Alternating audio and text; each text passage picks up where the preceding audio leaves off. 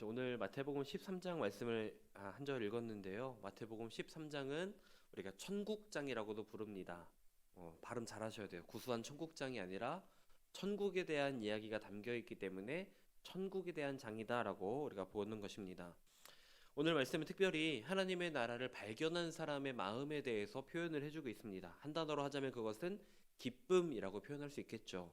자기의 전 재산을 팔아서 그것을 소유할 만한 가치가 있음을 깨닫고 그 기쁨 가운데 살아가는 것을 표현하고 있습니다. 오늘 이 시간 예배를 통해서 하나님의 나라를 보는 눈이 열려서 하나님의 나라를 사는 그 기쁨으로 살아가는 저와 여러분이 되시기를 주님의 이름으로 축복합니다. 우리는 하나님의 나라를 소유한 사람들입니다. 그렇게 믿으십니까? 되게 점잖게 우리 아까 읽은 말씀과는 다르게 기쁨이 아닌 점잖음으로 표현을 해주셨어요. 우리는 하나님 나라의 기쁨과 소망으로 살아가는 사람들입니다. 말씀대로라면 우리는 하나님 나라라는 단어만 들어도 어떻게 해야 돼요? 춤을 춰야 되고 나가서 사람들에게 알려줘야 되고 너무나도 감격과 그 기쁨 가운데 살아야 하는 것이지요. 이름만 들어도 가슴이 뛰고 기쁨으로 충만한 삶을 살아야 합니다. 그런데 가슴 뛰는 기쁨과 갈망이 어쩌면 우리의 점잖은 태도 가운데에 살짝 가려져 있는 것은 아닌지 모르겠습니다. 아니 오히려 항상 마음을 무겁게 하는 무거운 부담처럼 느껴지는 경우도 있다고 하더라고요. 죽어서 천국에 가지 못하면 어떡하지? 내가 교회에서 5년을 다녔는데 10년을 다녔는데 20년을 다녔는데 난 여전히 죽어도 천국에 가는 게 믿겨지지 않아 라고 한다면 두려움 가운데에 하루하루를 기쁨이 아니라 두려움 가운데 살아가고 있다라는 것이죠. 하나님께서 우리에게 허락하신 하나님의 나라는 기쁨인데 왜 무거운 짐처럼 여겨지고 그것을 확실히 붙잡고 있지 못할까? 하나님의 말씀과 우리의 믿음 사이의 그 간극을 우리가 찾아내어서 메꿔가야 되는 줄로 믿습니다. 그리고 바로 잡아야 되는 것이죠. 그러면 하나님의 나라를 알고 바른 믿음 위에 설 때에는요, 죽음이 더 이상 두렵지 않고 이 세상의 다른 어떤 것도 내 삶의 즐거움이 될 수 없다라는 것입니다. 막연한 하나님의 나라에 대한 불안함이 사라지면서 그 온전한 믿음 가운데, 확실한 믿음 가운데에 아까 읽었던 말씀처럼 기쁨 가운데 우리가 살아가게 되는 것이지요. 언젠가 청년들과 이렇게 얘기를 나눈 적이 있었습니다. 오롯이 하루 나를 위한 시간이 주어진다면 무엇을 하고 싶을 것인가? 어떤 청년은 여행에 대한 것도 얘기를 했고요. 또 맛있는 음식을 먹으러 가는 것도 얘기를 했습니다. 그래서 저는 무엇을 하고 싶을까 얘기하다가 알게 모르게 제가 애플 제품을 좀 많이 쓰거든요. 전화기라던가 시계라던가 태블릿 이런 것들을 사용하는데 그것들을 전문적으로 판매하는 매장이 저기 서울에 생겼다더라. 한번 구경 가보고 싶다라는 것을 이야기했었습니다. 머리도 식힐 겸 최신 기기도 경험해 볼 겸 오롯이 나를 위한 시간이 주어진다면 가족을 사랑하지 않는 건 아니지만 혼자서 그렇게 다녀오고 싶다라는 마음을 이야기했었어요. 그 생각만 해도 설레고 기대감이 있었습니다. 그런데 어제 저녁에 저희 집에 쌍둥이 이제 유치원을 다니고 있는 두 아이가 유치원에서 그동안 그렸던 그림을 모아가지고 온 거예요. 그래서 하나하나 설명을 해주는데 그림마다 여러 가지 주제에 따라서 그렸어요. 뭐 하고 싶은 일, 가고 싶은 곳, 또 행복했던 경험 이런 것들을 그렸는데 그 그림마다 아빠가 들어있는 거예요. 그래서 물어봤죠. 왜 아빠가 있니? 그랬더니 아이들의 행복하게 느꼈던 아이들이 하고 싶은 공통적인 주제 하나는 결국 아빠와 함께하는 거더라고요. 그러니까 그 말을 듣자마자 아차 싶었습니다. 아빠는 혼자 있고 싶다고 혼자 저 좋은 거 한번 보고 싶다고 얘기를 하고 있는데 아이들에게는 아빠와 함께하는 시간이 가장 행복하고 그것을 기다리고 있다라는 것이지요. 참 미안하다는 생각도 들었습니다. 그래서 예수님이 그렇게 말씀하셨나 봐요. 천국이 이와 같은 아이들의 것이다라고. 아버지 하나님과 함께하고 싶은 것, 세상의 즐거움을 찾는 것이 아니라 그냥 아빠랑만 있으면 좋은 그 마음이 우리에게 필요하다는 것이죠. 아버지 하나님과만 있으면 그것으로 행복합니다. 내 삶에 다른 것을 목적하고 다른 것을 추구하는 것이 아니라 하나님 아버지와 함께하는 시간이 내게 가장 행복했던 기억입니다라고 고백하는 그 아이들의 고백과 표현처럼 우리도 그렇게 표현하고 믿음의 고백 가운데 살아갈 수 있어야 되는 것이지요. 하나님의 나라를 향한 우리는 그 오해를 하나씩 풀어갔으면 좋겠습니다. 여러분이 생각하는 하나님 나라, 천국 하면 어떤 것이 떠오르시나요? 지금 이 자리에 서기 전에 인터넷에 한번 천국을 검색해 봤어요. 천국을 검색했더니 구글에 하늘이 나오고요. 그 다음 금은보화로 지어진 멋진 성이 나오더라고요. 그러니까 세상 사람들이 생각하는 천국에 대한 이미지는 저 하늘에 있는 거고 금은 보화가 번쩍번쩍하게 있는 그런 곳이라는 거죠. 그런데 우리가 기억해야 될 것은 그런 것이 아니라 하나님의 나라는 그런 부가적인 것이 아니라 하나님이 계신 곳이 하나님 나라라는 것을 기억해야 됩니다. 성경에서는 하나님의 나라에 대해서 이렇게 표현을 합니다. 요한계시록 4장 10절에 함께 화면을 보고 읽어볼까요? 시작. 24장로들이 보좌에 앉으신 이 앞에 엎드려 세세토록 살아계시는 이에게 경배하고 자기의 관을 보좌 앞에 드리며 이르되 라고 기록하고 있는데요. 하나님의 나라는 영원한 예배가 드려지는 곳입니다. 하나님께 예배하고 하나님께 영광 올려드리는 곳이에요. 그런데 만약 지금 내가 이 예배 자리 가운데 앉아있지만 예배가 기쁘지 않다면, 기쁘지 않은 일을 영원히 해야 된다는 거예요. 그 마음이 어떨까요? 철렁하겠죠. 그때가 된다고 예배가 기뻐질까요? 그 마음으로 영원토록 예배해야 되는데 예배가 부담이 되고 거리낌이 되고 무거운 짐으로 남아있는데 그 모습 그대로 그 마음 그대로 하나님 나라에 간들 하나님을 평생토록 영원히 예배하는 그 자리가 기쁘겠냐라는 거죠. 그리고 내 마음은 다른 이들을 사랑하지 못하는데 사랑으로 충만한 곳이라면 뭔가 부대끼고 거리낌이 있을 것입니다. 이제 우리는 분명히 알아야 됩니다. 하나님의 나라가 우리가 어디를 방문하고 들어가는 곳이 아니라는 것을 기억해야 됩니다. 그래서 성경에는 하나님의 나라는 임하는 곳이라고 얘기합니다. 임하는 것이라고요. 하나님과의 관계 회복이 이루어질 때에 우리가 꼭 어딜 가야지만 어디 들어가야지만 이루어지는 것이 아니라 내 삶 자체가 하나님과 동행할 때에 하나님의 나라가 될 수 있다는 것입니다. 그러면 하나님의 나라는 하나님과 함께하는 즐거움, 하나님과 함께하는 동행하는 삶에 그 포커스를 맞춰야 되는 것입니다. 하나님의 나라, 킹덤 오브 갓, 하나님께서 다스리신다는 뜻입니다. 이것은 구약에서 신약까지 말씀의 처음부터 끝까지 이어지는 주제예요. 하나님의 나라는 뭔가 금은 보화가 있고 삐까뻔쩍한 것이 아니라 하나님이 계신 곳, 하나님과 동행하는 곳이 하나님의 나라라는 것이죠. 하나님의 나라를 말하기 전에 먼저 짚고 가야 될 것이 있습니다. 천국과 하나님의 나라가 무슨 차이가 있느냐 하는 것이죠. 마태복음은 천국으로, 또 마가복음과 누가복음은 하나님의 나라로 표현을 하고 있습니다. 마태복음은 유대인들을 위해 쓰여진 복음서예요. 그러다 보니까 유대인들이 하나님의 이름을 마음대로 부를 수 없었기 때문에 하나님 나라가 아니라 하늘에 있는 것, 하나님 나라 대신에 하늘에 있는 나라, 그래서 천국이라고 표현을 했던 것이죠. 천국과 하나님의 나라는 사실은 같은 말이라는 것입니다. 성경 속에 보여지는 우리 하나님의 나라에 대해서 좀 더 집중해 봤으면 좋겠는데요. 하나님께서 사람을 지으셨습니다. 믿으시죠? 이것부터 못 믿으면 창세기부터 다시 한번 우리 돌아봐야 되는 거예요. 에덴 동산에서 하나님의 주권 아래에서 다스리고 번성하면서 기쁨을 누리도록 하셨던 처음 사람들이 있습니다. 그러나 죄로 인해서 하나님의 통치에서 벗어나서 자기들 뜻대로 살고자 했습니다. 결국 하나님을 잊어버리고 여기서부터 인간의 비극이 시작된 것이지요.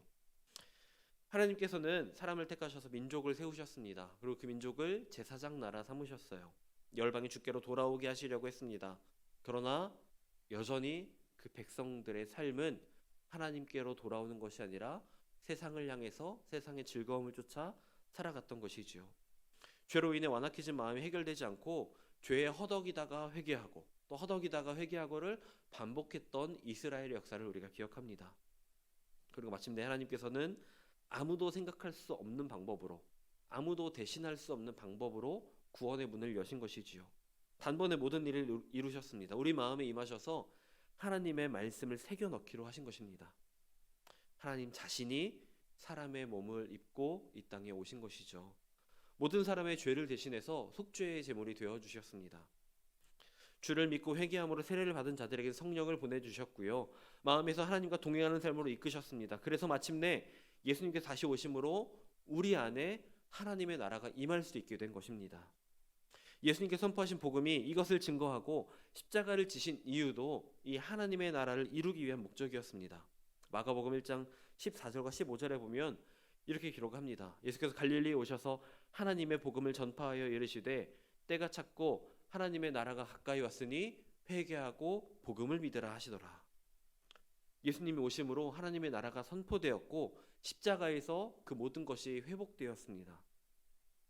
누가복음 17장 20절과 21절에 보면 이렇게 기록합니다. 바리새인들이 하나님의 나라가 어느 때 임하니까 묻거늘 예수께서 대답하여 이르시되 하나님의 나라는 볼 수 있게 임하는 것이 아니요 또 여기 있다 저기 있다고도 못하리니 하나님의 나라는 너희 안에 있느니라 라고 말씀하셨습니다. 다른 사람이 말한 게 아니에요. 예수님이 말씀해 주신 거예요. 하나님의 나라가 어디 있습니까? 너희 안에 있다 라는 것이죠. 이것도 저것도 아니고 내 안에서부터 하나님의 나라가 시작된다는 것입니다. 예수님과 동행하는 삶, 예수님을 닮아가는 삶이 하나님의 나라를 누리는 삶이라고 말씀하시는 것이죠. 우리가 굉장히 좋아하고 자주 하는 찬송가 중에 찬송가 438장 내 영혼이 은총 입어라는 찬양이 있습니다. 너무나 좋아하시는 찬양이고 저도 이제 가정 신방을 가면 어떤 찬양을 좋아하세요라고 하면 굉장히 많이 꼽아주시는 찬양 중에 하나입니다. 찬양의 가사를 보니까요, 이 가사는 정말 하나님 나라의 회복을 위한 찬양입니다.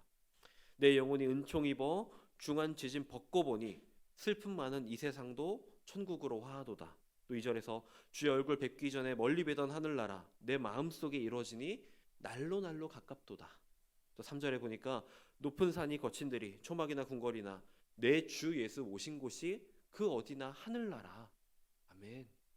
그러니까요, 이 찬양의 가사로만 봐도 내가 어디에 있는지가 중요한 것이 아니라 내 안에 누가 계시는지, 내가 누구와 함께 있는지가 하나님의 나라를 살아가는 비결이라고 하는 것입니다.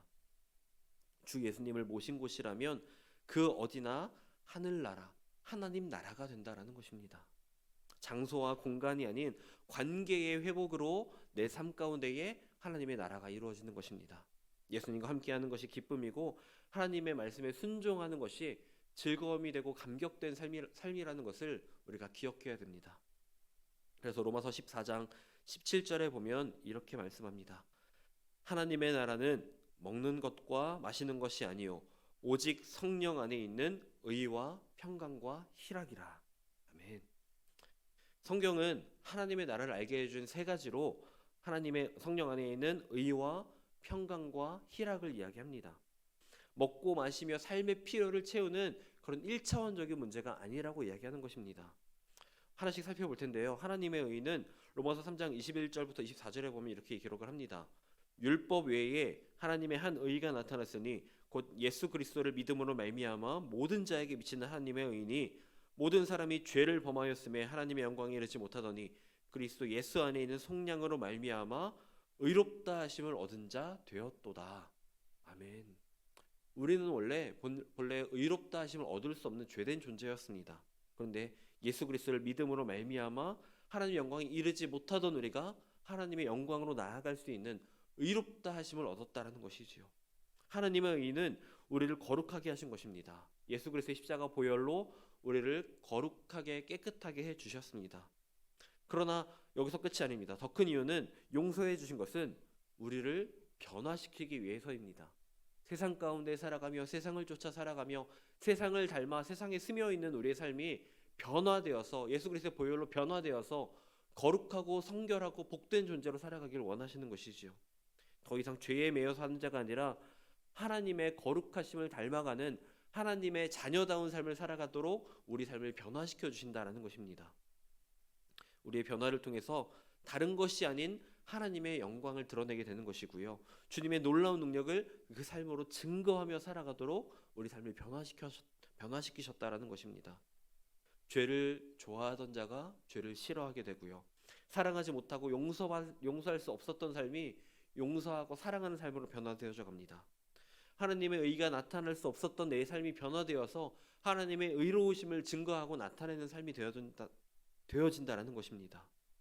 예수님 때문에 일어나는 그 하나하나의 작은 변화들이 결국에는 나를 통해 이 세상 가운데 예수 그리스도를 나타내는 의로움으로 향한 변화가 된다는 것이죠. 우리를 변화를 통해서 하나님의 영광을 드러내고 주의 놀라운 능력을 증거하며 살도록 하신 것입니다. 그래서 우리 삶 가운데에 하나님의 나라가 이루어지고 예수 그리스도를 닮아가는 내 삶을 통해서 내 스스로가 내 모습을 보면서 하나님을 경험할 수 있게 하시는 것이지요. 두 번째는 하나님의 평강입니다. 하나님의 평강, 샬롬의 은혜는 용서와 사랑이 있는 자에게 주어지는 행복이라고 말할 수 있습니다. 하나님 앞에 범죄하지 않은 자가 없습니다. 기록된 바 의인은 없나니 하나도 없다고 말씀하셨습니다. 모두에게 무서운 진노의 심판이 기다리고 있었다라는 것이죠. 그러나 하나님의 용서가 믿어지고 죄를 기억하지 않겠다고 하신 하나님의 약속이 믿어지는 것입니다. 그래서 하나님의 용서로 말미암아 죽음에 대한 불안감이 이제는 영원한 생명에 대한 감격으로 기쁨으로 변화되어 샬롬의 은혜, 하나님 안의 은혜와 평강을 누리며 살아갈 수 있게 된다는 것입니다. 하나님께서 모든 죄의 모습을 기억하시고 반드시 그 죄의 값을 나에게 물으신다면 어떻겠습니까? 마음에 밀려오는 죄책감들은 날마다 가시가 되어 찌를 것이고요. 죽음에서 벗어날 수 없다. 나는 반드시 영원한 죽음 가운데 있을 거야 라는 절망감이 우리 삶을 가득 채웠을 것입니다. 두려움에 사로잡혀 살 수밖에 없었다는 것이지요. 그런데 하나님이요, 잊으신다고 하셨습니다. 하나님과의 관계가 회복되었고 주님의 평안이 우리 안에 임하게 되는 것입니다. 여전히 죄의 종노릇하며 어둠에 있던 우리를 향해서 예수 그리스도 십자가 보혈의 피를 흘려주셨습니다. 우리의 허물을 기억하지 않으시겠다 말씀하시고요. 주 안에서 용서받은 은혜를 통해 우리는 하나님의 나라를 이 땅 가운데 미리 맛볼 수가 있는 것입니다. 세 번째로, 성령의 기쁨은 세상이 주는 기쁨과는 다른 것이라는 것입니다. 지금 좋았다가도 어느 순간에 두려움에 사로잡혀 버리는데, 그러나 변하지 않는 진리요 확증된 증거가 우리 안에 있다라는 것입니다. 존 버년이 쓴 철로 역정에 보면요, 자신이 지고 가던 무거운 죄짐이 벗겨져서 굴러 떨어지는 것을 보면서 즐거움으로 표현하고 있습니다. 내 안에 있는 짐이 벗어질 때, 내 등에 짊어지고 있는 벗고 싶어도 벗겨지지 않는 그 죄짐이 벗겨질 때, 그것을 참 기쁨으로 표현한 것이지요. 주님 안에서 누리는 기쁨이고 보혈의 능력을 힘입어서 누리게 되는 기쁨이라는 것입니다. 그것은 바로 죄의 사함을 입고 하나님의 자녀가 되는 것을 의미합니다. 여러분은 내 스스로가 하나님의 자녀이심을 믿으십니까? 그것이 정말 흔들리지 않는 믿음으로 정말 의심 없이 온전히 믿어지는 여러분 되시기를 축복합니다. 하나님의 자녀에게는 성령을 보내주셨으니까요. 내가 하나님의 자녀라는 확신이 있고 그 하나님께 모든 필요를 구하며 나아갈 때에 하나님은 우리에게 성령을 부어주신다는 것입니다. 성령이 주시는 기쁨과 즐거움, 희락을 누리며 살게 하십니다. 성령의 기쁨은 하나님의 된 자가 누릴 수 있는 가장 큰 기쁨일 것입니다. 이전에는 내가 죄로부터 벗어나고 싶어도 온전히 벗어나지 못하고, 벗어난 것 같았다가도 다시 돌아가기를 반복했던 것이 이스라엘의 모습이었고, 어쩌면 우리의 삶일지도 모르지만 성령의 충만함을 경험하면, 내 안에 성령이 임재하시면 이제는 죄로부터 멀어지고 분리되어지고 끊어져서 온전히 거룩한 존재로 살아갈 수가 있게 된다는 것이지요. 방금 이야기했던 하나님의 의, 하나님의 평강, 하나님의 기쁨은 모두 예수 그리스도의 십자가를 통해 이루어졌습니다. 예수 그리스도의 십자가가 없이는 우리에게 주어질 수 없는 것들이었어요. 2024년을 시작하면서 저는 또 말씀으로 살아가는 것, 믿음으로 살아가는 것, 순종으로 살아가는 삶에 대해서 계속해서 이야기를 하고 있습니다. 어쩌면 오늘 말씀은 그 모든 것의 결론과도 같은 말씀입니다. 우리가 이 땅에서 하나님의 나라를 사는 것, 그 비결은 십자가를 통해 가능하다라는 것입니다. 십자가를 잊어버리면, 십자가가 내 삶에 바로 세워져 있지 않으면, 십자가 앞에 여전히 두렵고 부끄러운 모습으로 살아가고 있다면 이것들을 온전히 누릴 수 없기 때문입니다. 십자가 그 사랑이 우리를 구원하셨고, 우리가 십자가 사랑을 기억하고 믿음으로 고백하며 그 길을 따라 살아갈 때 우리 삶에 하나님의 나라가 임하는 것입니다. 예수님이 없다면, 십자가 은혜가 없다면, 이렇게 생각해 보면 여전히 우리는 죄의 고통 속에 영원한 죽음의 굴레 가운데 살아가고 있었을 테니까요. 지금도 계속해서 새벽에 묵상하고 있는 호세아서의 말씀을 보면 이스라엘은 죄가 죄인지도 모르고 살아가고 있는 모습을 보여줍니다. 아무리 하나님께서 돌이키라고 말씀하셔도, 너 죄야, 그거 잘못된 길이야, 돌아와 라고 말씀하셔도 그들은 듣지도 않고 자신들을 위한 이야기로 여기지 않고 여전히 죄 가운데 살아가고 있습니다. 그리고 세상이 말하는 좋다고 하는 것이 여전히 가장 좋은 것이라고 여기며 살아갑니다. 하나님의 나라에 대한 소망이 없으니까 두려움에 사로잡혀 있을 것이고요. 아니면 나를 위해 살거나 허무함에 빠진 채 살아가고 있는 그 모습을 우리 반복하게 될지도 모릅니다. 예수 그리스도 십자가가 없으면요, 우리는 살아갈 의미를 찾지 못하게 됩니다. 이렇게 살아갈 이유가 하나도 없다라는 거죠. 죄의 종노릇함이 어둠에 사로잡혀 살 수밖에 없고요. 예수님의 십자가 은혜로 구원의 삶을 살아가는데 그것을 당연한 것으로 여기고 은혜로 여기지 않는다면 다시 한번 교만한 마음으로 죄 가운데 빠져나갈 수 있다는 것입니다. 중요한 것은 하나님의 나라가 우리 안에 임했고 우리가 그 은혜로 살아가게 해주셨다는 것입니다. 우리는 여전히 어쩌면 반복해서 그 사랑을 잊어버리고 세상을 택하며 죄 가운데 살아갈지도 모릅니다. 그런데도 불구하고 하나님은 여전히 변함없는 사랑으로 우리를 기다려 주시면서 우리가 그 은혜 가운데 살아가기를, 이 세상 가운데 살아가지만 저 세상의 즐거움을 쫓아 살아가는 것이 아니라 이 세상 가운데에서 주님의 손을 꼭 붙잡고 예수님과 동행하며 이 땅 가운데 하나님의 나라를 맛보며 은혜와 평강을 누리며 살아가기를 원하신다라는 것이지요. 그러나 지금 살아가고 있는 이 삶의 자리에서 하나님의 나라를 사는 기쁨이 누려지지 않고 기억되지 않는다면, 경험되지 않는다면 우리가 점검해 봐야 될 것은 하나님이 나를 사랑하지 않으시는가가 아니라 내가 하나님을 온전히 따르지 못하고 있는 건 아닌가, 내가 하나님을 온전히 사랑하지 못하고 있는 것은 아닌가, 하나님과 나와의 관계가 다시 한번 깨어진 것은 아닌가, 나의 삶을 점검해 봐야 된다는 것이지요. 하나님은 변함없이 우리를 사랑하고 돌보시고 인도해 주십니다. 관계가 멀어지는 것은 하나님이 우리를 떠나시는 것이 아니라 우리가 하나님으로부터 멀어지고 있는 것입니다. 그러므로 하나님의 나라를 사는 자로서 우리가 구할 것은 오직 하나입니다. 오늘 하루도 예수 그리스도의 손을 꼭 붙잡고 걸어가는 것, 성령님을 내 안에 모시고 성령의 인도하심으로 살아가는 것, 내게 주신 이 말씀을 그저 한번 들었던 기억되는 말씀이 아니라 하루하루를 살아감에 있어서 공급되는 그 말씀에 의지하여 그 말씀을 믿음으로 말미암아 그 말씀에 따르는 순종의 삶을 살아나가는 것이 이 땅에서 하나님의 나라를 경험하며 살아가는 비결이라는 것입니다. 여러분, 매일의 삶 속에서 예수님과 함께 살아가는 여러분 되시기를 주님의 이름으로 축복합니다.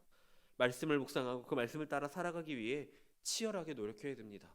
그렇게 노력하지 않으면요, 언제 우리가 다시 한번 죄의 유혹 속에 넘어질지 모르기 때문입니다. 믿음이 작고 내 믿음이 없음을 핑계 삼을 것이 아니라 온전히 믿을 수 있는 믿음을 오늘도 하나님 앞에 구하며 나아가야 되는 것입니다.